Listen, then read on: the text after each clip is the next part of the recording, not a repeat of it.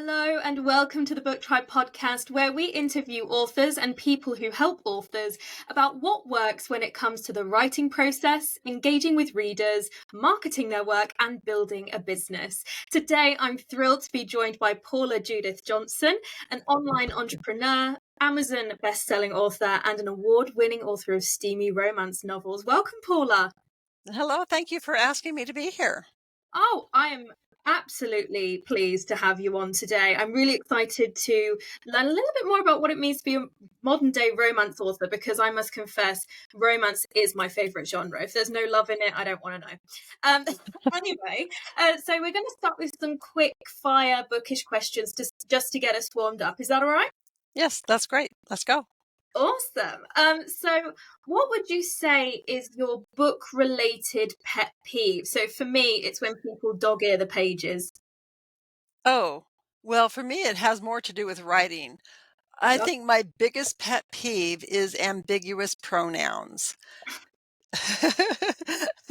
I'm really sorry to just like dive into that, but the truth is, so often, and I know I have been guilty of it myself because I do use an editor and she points it out to me.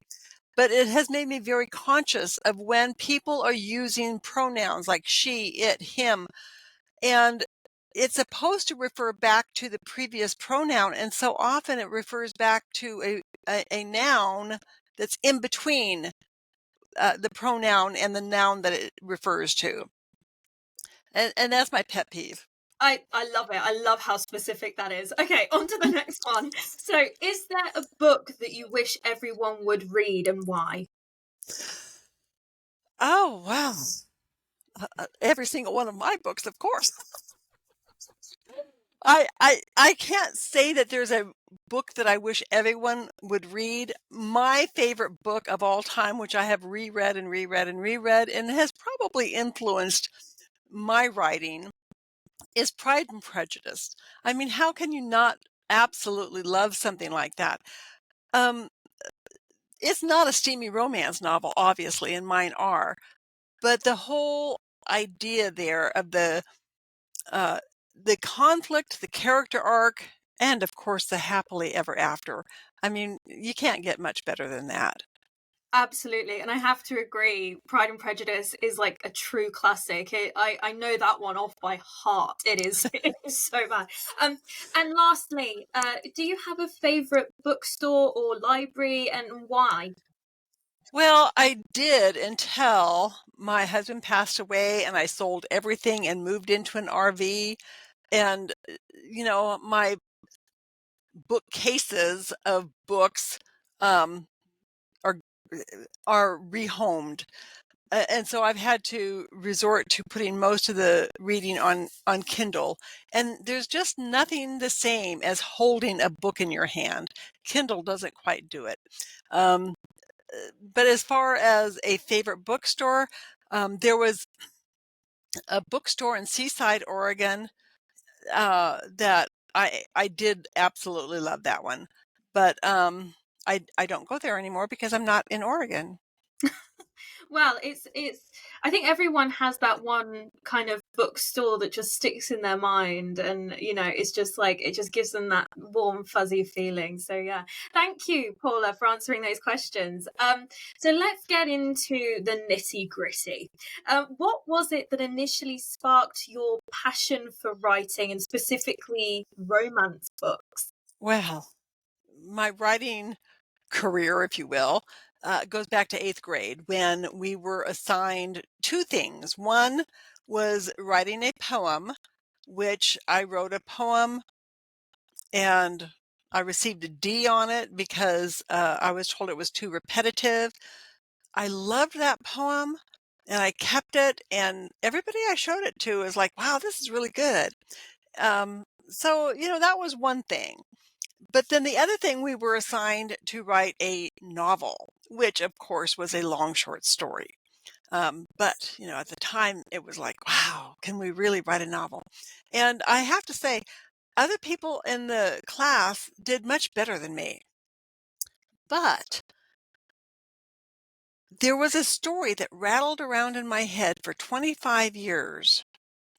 It started after I got married, and it just rattled around in there.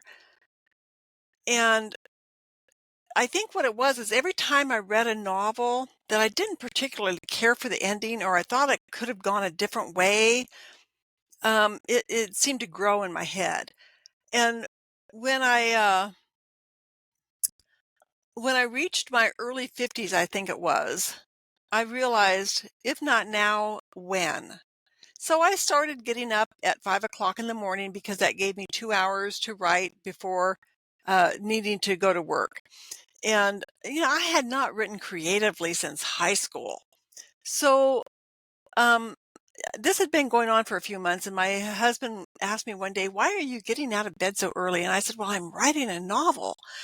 And of course, he said, "What makes you think you can do that?" And I said, "I have no clue." I said, "You read this, and if it's terrible, just tell me and I'll start sleeping in again." I mean, it was really rough. It was a first draft and really rough.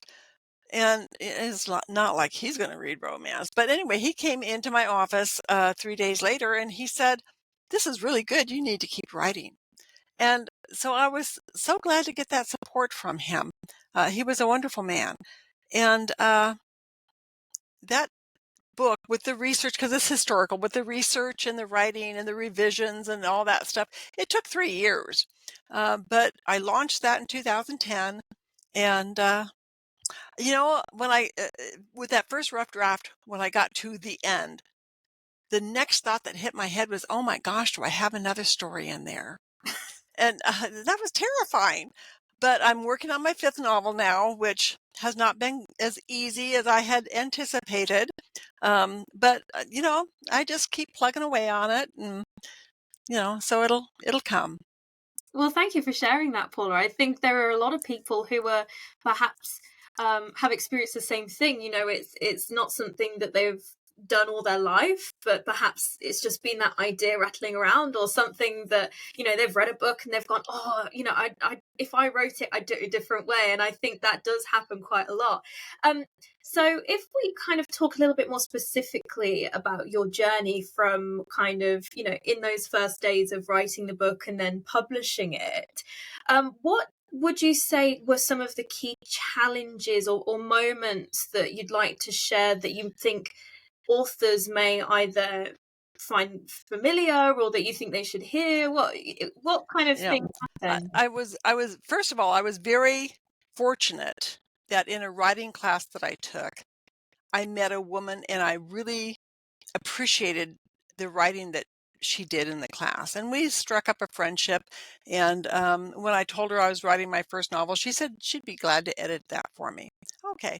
And, the nice thing is we had the agreement that as I finished a chapter, I'd send it to her. And it was after the whole thing was finished, and it was like she wanted to do one last go through of the whole thing, that I found out that she was a professional editor. So she like donated that entire edit to me, and I have used her ever since, which I think is great. So the first thing I would say is, if you don't think that you need an editor, you're wrong. I mean, Grammarly, Pro Writing Aid, those are great tools, but they will only take you so far. You need to have eyeballs on your writing. That doesn't mean you have to go out and hire a professional editor, especially if you're on a tight budget.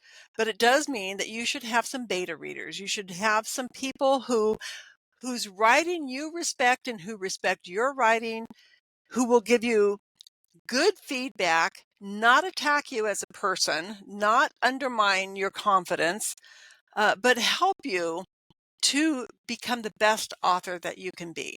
And with that, I would say, not more than 3 people, because otherwise you're going to get too much conflicting feedback because everybody has their own opinions. So that's the first thing. And more importantly, or just as importantly as that, and it took me quite a while to realize it for myself, is that you don't have to know everything. You don't have to know how to format your book, how to make the cover, how to do the blurb. There are resources out there to help with those things. Use those resources. My first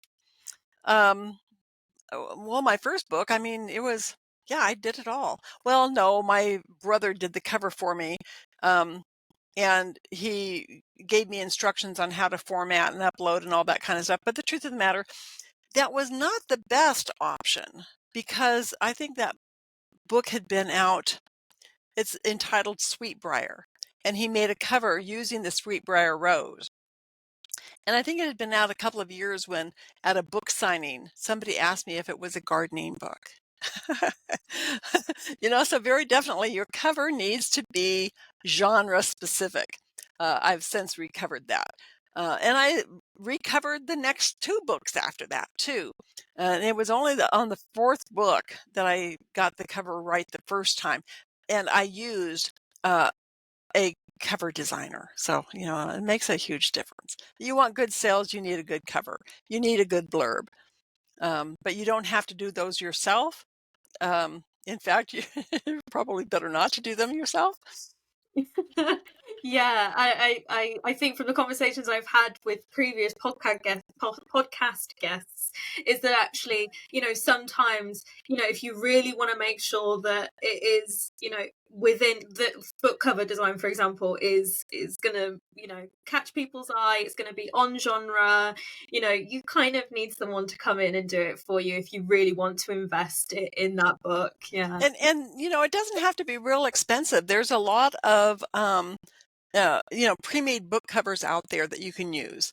With my fourth one, using this book cover designer, actually, I went out and I found the stock photo. I bought the stock photo so nobody else would have it, and told him the things that I wanted different. And he did that, and then even put some things in the background that made it even better.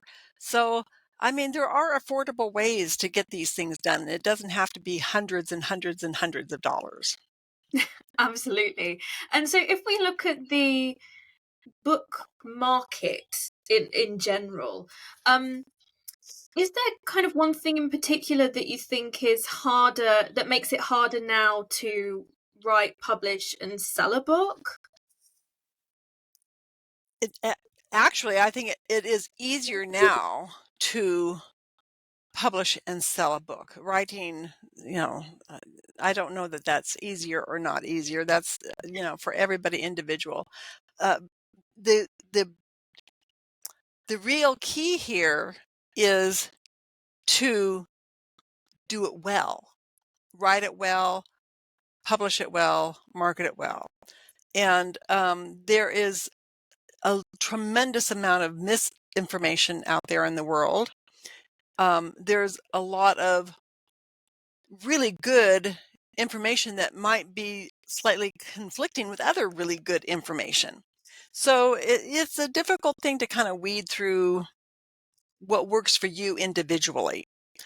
I personally waited 10 years to start a reader email list because I thought I have nothing of interest to say.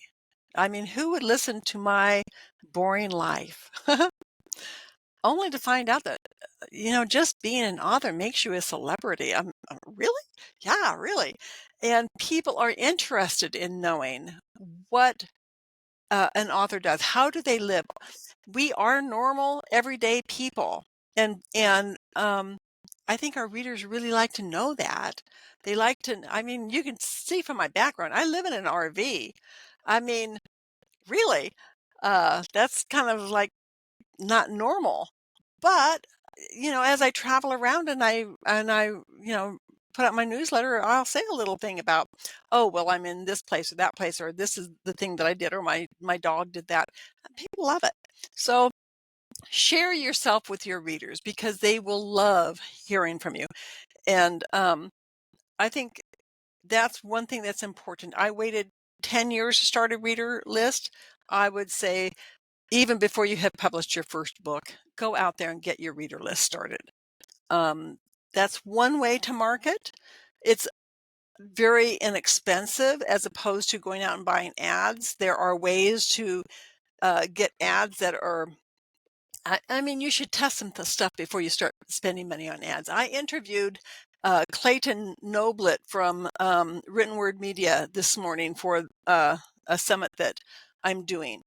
And I was really surprised. I know that there are ways, very inexpensive ways to advertise using things such as what they have available, free Booksy, discount Booksy, or something like that. I don't know.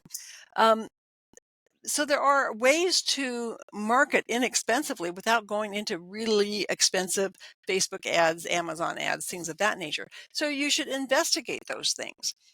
That makes a huge difference. Something I never did, and I was like, I should be a little bit more conscientious. When I get done with a book, I am so excited about it. I want it out there in the world. I don't do pre-orders. It's probably a big mistake. I, I should probably, when I get it done, set everything up, do my whole launch systematically the way they should be done. But I'm always too excited to just get things out into the world. So I just, I don't take my own advice sometimes.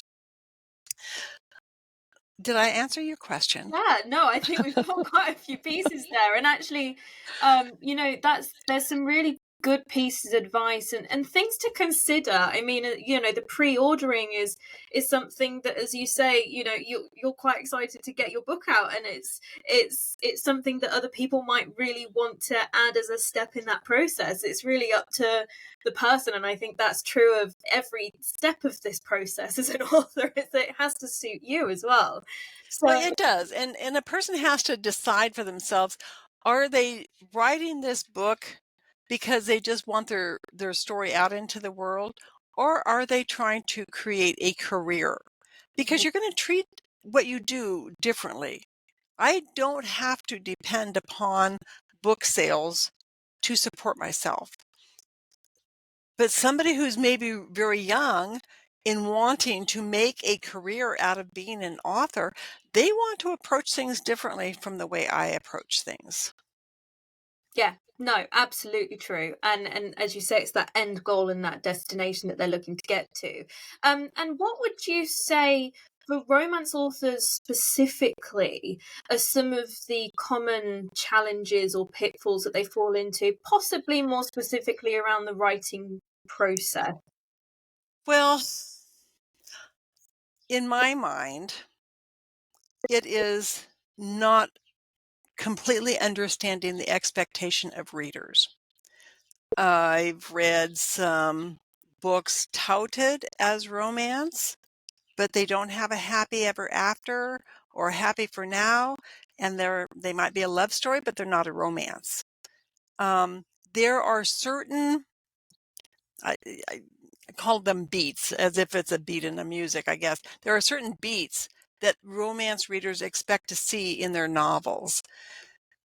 And you need to know what those beats are. You don't have to put them in a particular order. It's not a one size fits all. I mean, I've read romance novels that have a sex scene in the very, first 3 pages that the people don't know each other. And of course, the whole rest of the book is them getting to know each other and falling in love.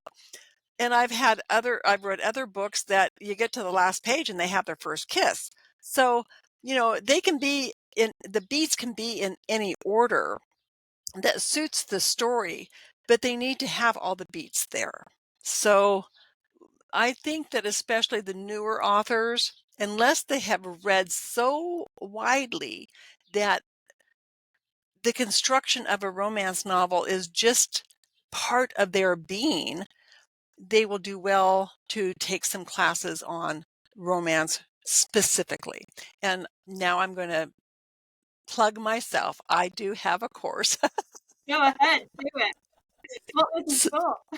Yeah, so I have an online course, Seductive Storylines.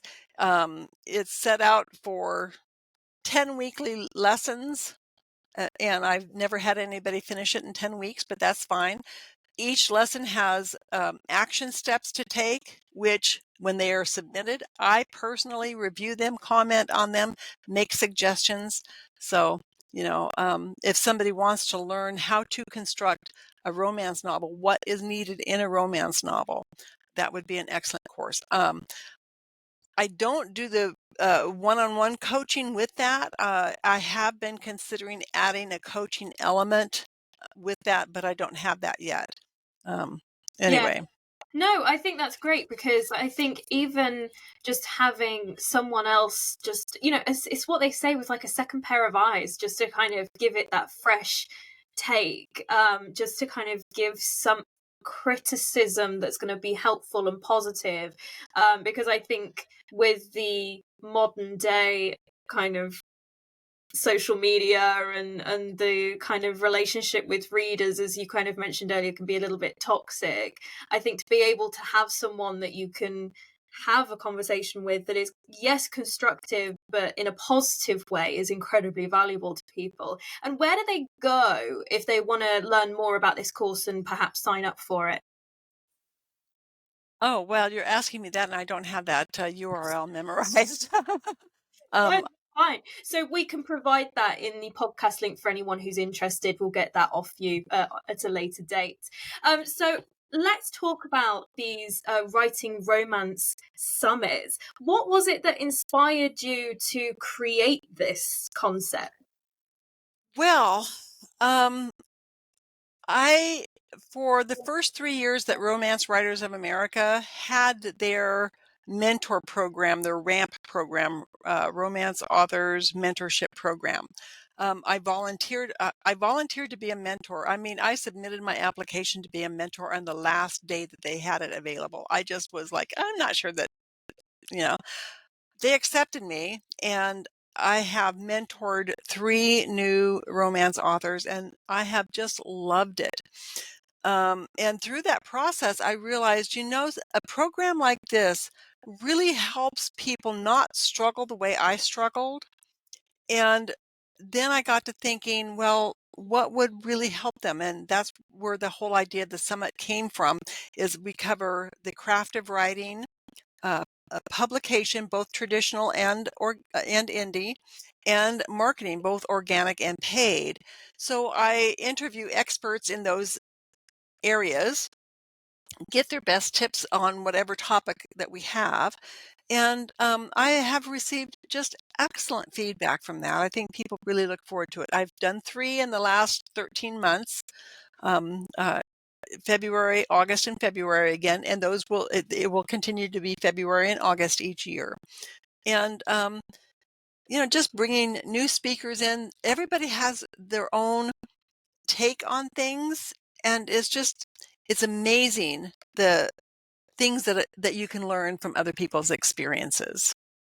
That's absolutely true. Yeah. And it's like this podcast, the Book Tribe podcast is about getting people's experiences and see what works for them. And, not just, author services who are selling, opportunities for authors, but also authors themselves, living from Right. experience. Yes. It's And not all of the people I interview, but the vast majority of people I interview have something that they can sell to authors. I mean, I remember one comment that I received from my very first summit. It was from a man, and he said, I did not buy your lifetime ticket at the first when I could have gotten it at a discount, because I figured everybody was going to be hawking something, they're going to have something to sell. And he said, "Oh my gosh, there was so much value here, and people were sharing great information. Nobody had anything that they were like saying, 'Oh, I want to sell you this, I want to sell you that.'" He says, "I went and paid the higher price for your ticket. And from now on, every time you do a summit, I will get the ticket at the lower price when I can." Um, but a person doesn't have to buy a ticket. My summits are free for anybody to view the videos for 48 hours from the time they are released. And it's only if they want to have lifetime access and all the bonuses from the speakers that they would need to buy a ticket.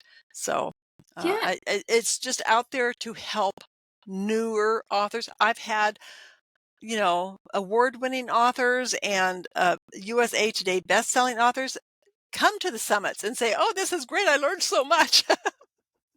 Yeah, and I suppose, as you say, like there's value to be gained for everyone there in those types of kind of, talking about different topics, and yeah, and with the event itself, well, summit itself, exactly how does it run? Is it that they are kind of pre-recorded sessions that people can tap into, or are there live sessions as well? Kind of, how does that piece work?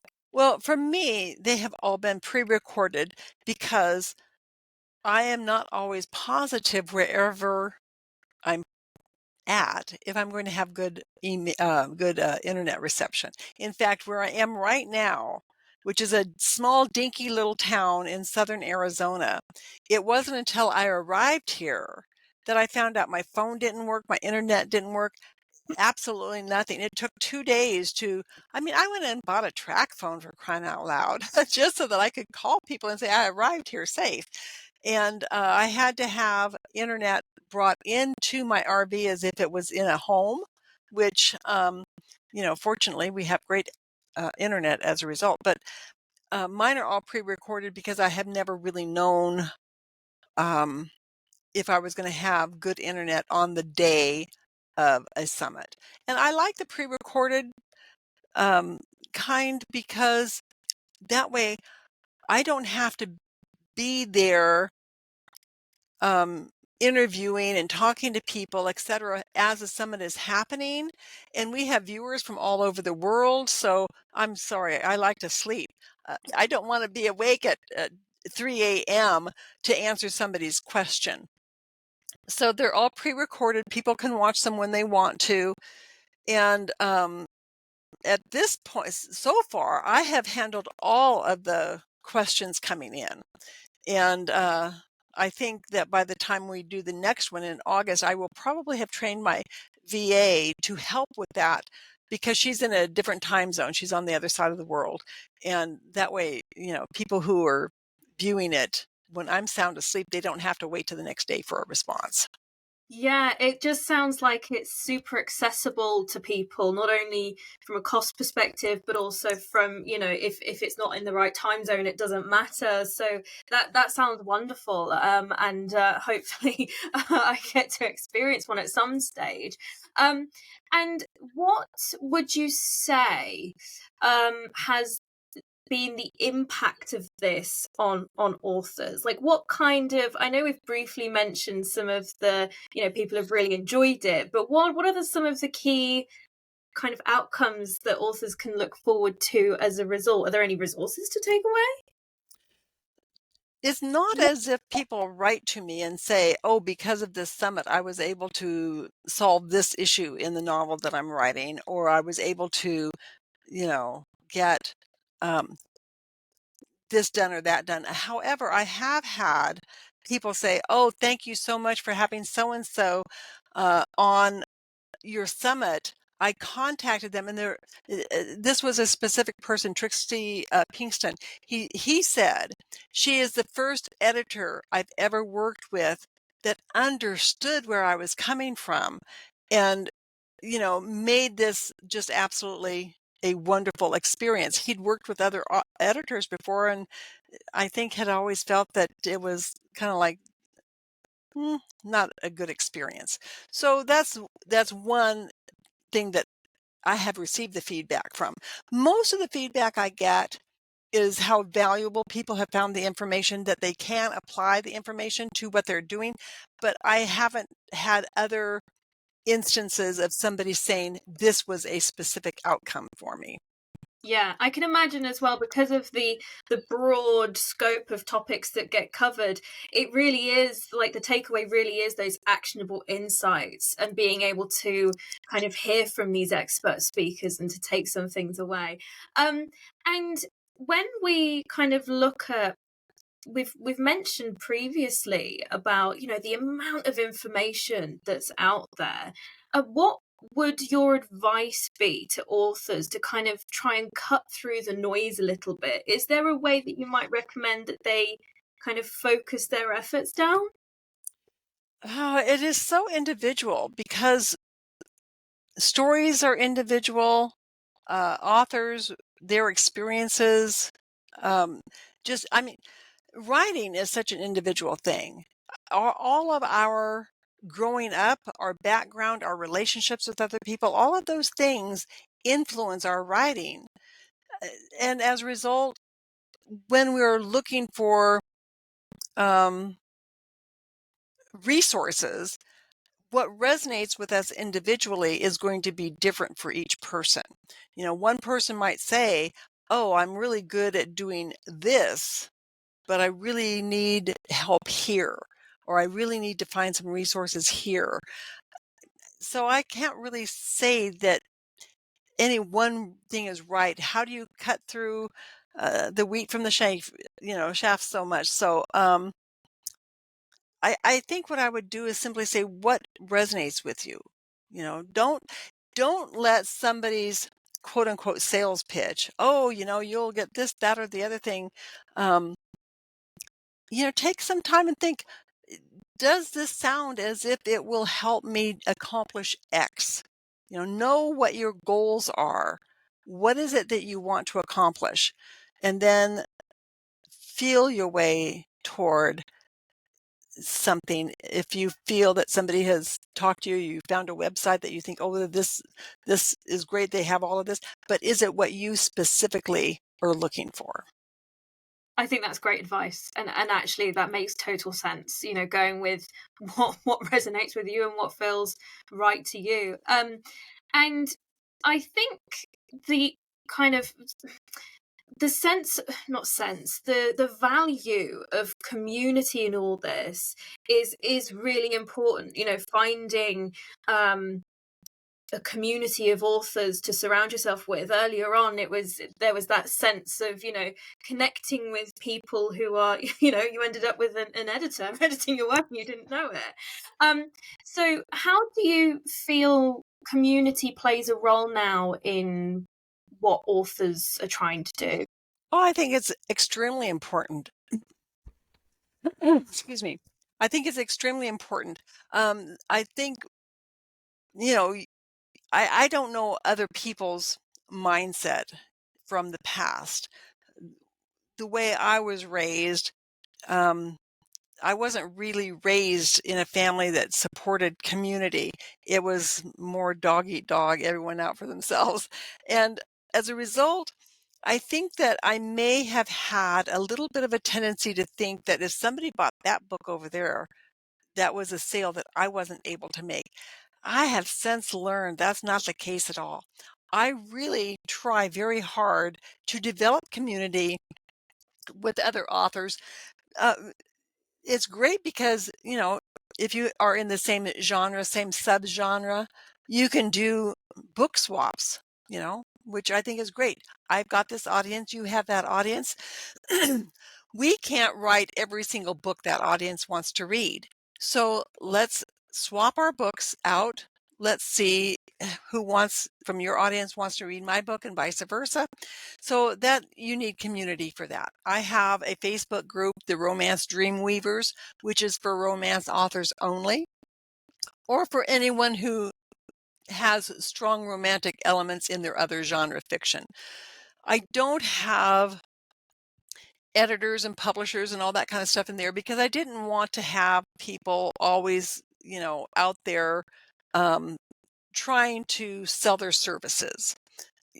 What I do have is a monthly marketing romance open discussion where we share ideas for marketing our books.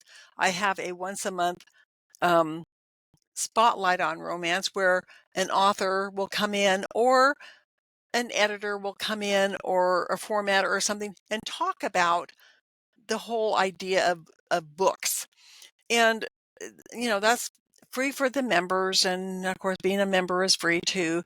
But that helps to build community. And, I'm thrilled with this because the speakers that I have come in, they always leave room for questions and answers. And so that, helps also, if I have an editor there and somebody is thinking, I really kind of need an editor, that actually gives them a chance to interact with that person a little bit and see whether or not it would be a nice fit.